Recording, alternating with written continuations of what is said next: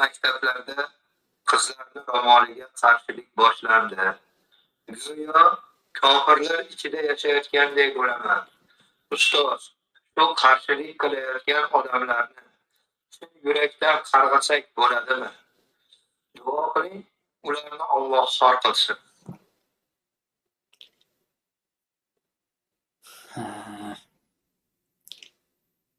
Oxirgi kunlarda o'sha O'g'risdagi bo'lgan otishmalardan keyin vallohu alam o'sha O'g'ris akasidan shunaqa buyruq keldi shekilli.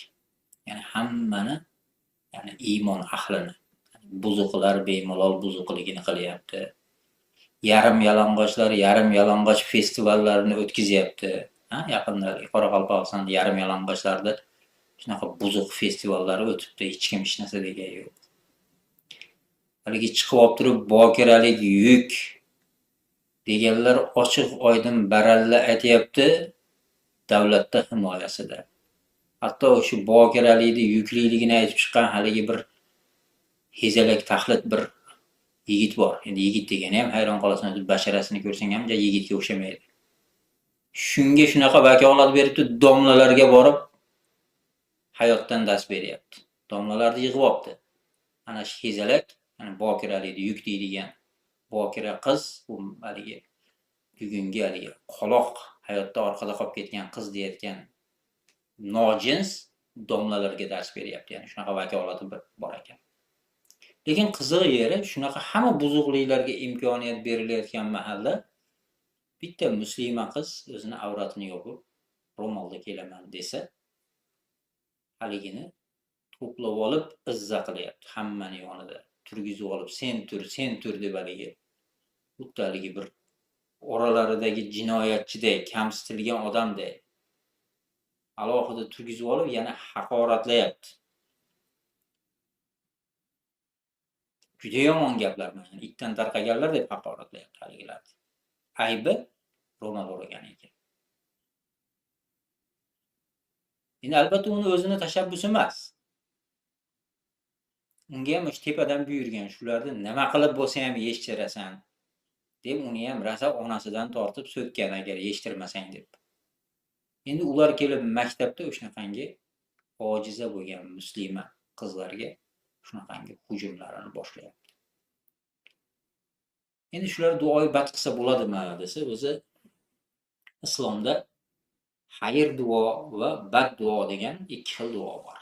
İnsanlarda bir haqqiga ular uchun foyda so'rab, ularda haqqiga bir manfaatli bo'ladigan narsalarni so'rab duo qilishlik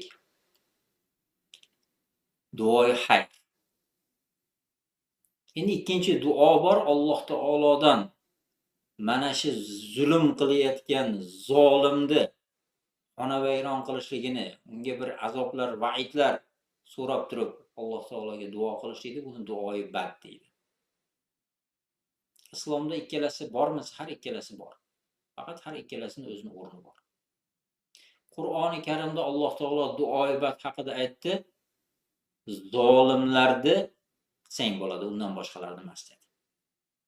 Ya'ni zolimlik qilayotgan, ya'ni zulm qilayotganlarni Alloh ruxsat berdi duoyi bad qilgan. Duoyi bad shunaqa narsaki, bitta narsani ko'pchilik endi bu fosiq odamlar duoni tushunarmidi biz. Lekin iymon ahli tushunadi, shu iymon ahliga aytamizda. Duoyi bad shunaqangi bir yomon narsaki, mazlum duoyi bad qilgan mahalda uni duosi bilan Allohning o'rtasida to'sib qo'yadigan hech qanaqa to'siq bo'lmaydi. Hattoki o'sha mazlum duo qilayotgan mazlum kofir bo'lsa ham. Payg'ambar sollallohu alayhi vasallam Muoz ibn Jabalni Yamanga hokim qilib jo'natgan.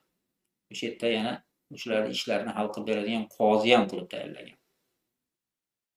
Ketayotgan mahalla aytadi, sen ahli kitobdan bo'lgan bir xalqni ustiga boshqarish uchun ketyapsan.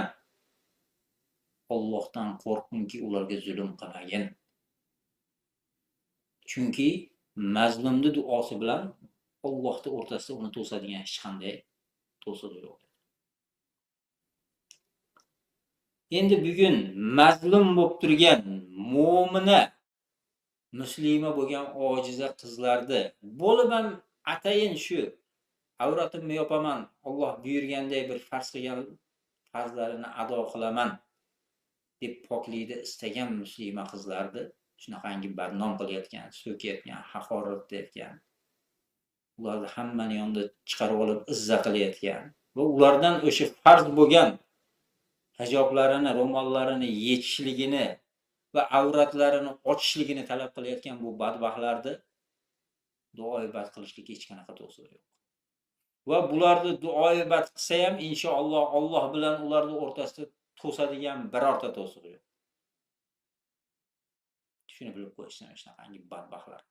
Va uni o'sha ishga buyurayotgan tepadagi xo'jayinlari ham nafaqat uni buyurayotganlar, o'sha buyurayotgan xo'jayinlarni chiqib prezidentimiz erta kech uxlamaydi, yonsam bizga o'xshab yotmaydi u zot, bizdan kam yeydi, kam uxlaydi, prezidentimiz o'zi mujik deyotgan badbaxtlar ham mana shu duoibatni ichiga kirib ketadi. Chunki mana shu fasoddan qaytarishni o'rniga uni qilayotgan shu fasod ishlarida ertaga kech uxlamay qiladi desa, ertaga kech uxlamasdan fasod qilsa, uni maqtaysanmi ey badbaxt deyish kerak-da. O'zi bu la'natlar o'zi Allohning la'natiga qolib bo'lgan. Agar ularni duoibat qilaman desa hech qanaqa to'sadigan narsa yo'q. Chunki Alloh taolo ham ruxsat bergan, zulm ahlidan, shunaqa zulm qilayotganlardan haqqini Alloh taolodan so'rab olsa bo'ladi. Va bularning ustiga Allohning balosini ham so'rasa hech qanaqangi ayb emas, gunoh emas. Chunki ojiz qolgan musulmonlar ojiz bo'lgan mahalida Alloh taolodan o'zi duo qilishdan boshqa narsani qila olmaydi. Aynan bugun o'sha maktabda o'tirgan qizlar qo'lidan boshqa hech narsa ish kelmaydi-da rostdan. Haligi zulm ahli butun zulm mashinasi bilan kelib bosimni o'tkazyapti.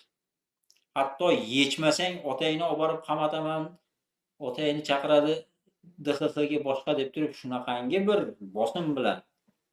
Hatto haligi kechagina bir birodarimiz aytib berdi, 8-sinfda o'qiyman, singlim hijobda boradi, uni ham yechintiryapti. Shu dardlarini olib borib imomga aytdik, shunaqa qilyapti, bir yordam bering desak, qaytanga imomni o'zi bizni senlar ham aynibsan o'zi, shu yo'lingdan qayt deb. Endi qaysi yo'ldan qaytadi? Ro'molini yechadimi? Qaytish degani nima qiladi? Shuning uchun ham Alloh taolo o'zi hammasiga kifoya qilsin bularni. Ish tepada buyurayotgani-yu, uni amalda ijro qilayotgani-yu, shu buyurayotgan zolimlarni zulmini maqtayotgani-yu, unga ko'mak berayotgani-yu hammasiga Alloh taolo o'zi kifoya qilsin. Boshqalar ham o'sha ibodatlaridan keyin, namozlaridan keyin, Qur'onlaridan keyin mana shunaqa badbaxtlarni la'natlab duo qilish kerak o'zi aslida. Bitta musulmon birodarini haqqi uchun Payg'ambarimiz sollallohu alayhi vasallam bir nechta qavmlar bizga dinni o'rgatadigan odamlarni bizga jo'nating deb kelishganda Madinaga sahobalardan qo'shib bergan. 70 ta sahobani qo'shib berganda yo'lda ketayotganda u yaramaslar xiyonat qilishib dushmanlarga ro'para qilib qo'ygan, ya'ni o'sha mahalla Quraysh bilan urushib turgan davr edi. Payg'ambar alayhisalomdan bizga dinga o'rgatgan bir odam kerak deb so'rab olib, dushmanlariga xabar qilib qo'ygan, musulmonlarni olib kelyapmiz deb. Deyarli hammasini qatl qilishgan yerda. Ya'ni ikkitasini qo'lga ushlab olib borgan, ularni ham juda yomon suratda qatl qilgan. Qolganlarni o'sha maydonda qatl qilishgan. Shunda payg'ambar sollallohu alayhi vasallam bir oy bo'yi mana shu badbaxtlarni hammasini duoibat qildilar. Xiyonatlari uchun va islomga qilgan zarbalari uchun. Ya'ni bu yashirin zarba yomon-da haligi. Dushman ro'parangda kelib, ko'tar avtomatikni mana biz ham otishamiz, sen bilan urushamiz deb e'lon qilib bir jangda urushsa boshqa narsa. Lekin mana qangi xiyonatona kofirga malaylik qilib, musulmonlarni sotib, musulmonlarni shunaqangi ojizlarini bo'lib ham kuchi yetmaydigan o'sha kichkina jajji bir qizlarida, ya'ni hali qo'lidan rostdan ro'molni yechib olsa ham bir narsa kelmaydi. Mana shularga xo'jayiniga yaxshi ko'rinish uchun zarba qilyapti-da. To'g'rimi? Chunki o'shalar undan avvalab o'qib yurganda shu yerda. Masalan, indamasa ham o'qib yuraveradi. O'qitayotgan maktabi ham o'zi bugun maymundan paydo bo'lyapsan degan saboqni beradigan maktabi, unaqacha avliyo ham emas u. Lekin o'sha yerda ham bir odamga o'xshab muslima singari bir avratim yopib kelay desa imkoniyat bermay, yana uni haqoratlab, kamsitib, izza qilib, u ham qolib bosim o'tkazadiganlar o'zi la'natga loyiq odamlar. Ularni duoyi bad qilishlik joiz. Bularni Alloh alam duoyi bad qilishlik shart ham bo'lsa kerak o'zi. Iymon ahliga. Chunki qo'lida undan boshqa narsasi kelmayapti-da. Eng kami duoyi bad qilish kerak. Agar ko'prog'ini qilaman desa, mana shu buzuq tuzumni tak tomiri bilan yo'qotib, Alloh hukmlarini hayotga olib berish kerak. Shunda hammasi omonlikda bo'ladi. Alloh taolo shunaqangi islom aziz bo'lgan kunlarda ham ko'rsatishlik nasib qilsin. Shunaqangi mazluma bo'lgan, tepada aytgandek haligi opalarimiz, hibsdagi aka-ukalarimiz, mana shunaqangi mazlum bo'lib avratimni yopaman deganligi uchun bir ta'qibga uchayotgan singillarimiz, yana boshqa mazlumlarni haqlarini talab qiladigan xilofat davlatini Alloh tezroq biz ustimizga tezlatsin. Toki do'stlaring aziz bo'lsin, Parvardigorim o'zing bizga yordam ber. Dushmanlaring yer bilan yakson bo'lsin.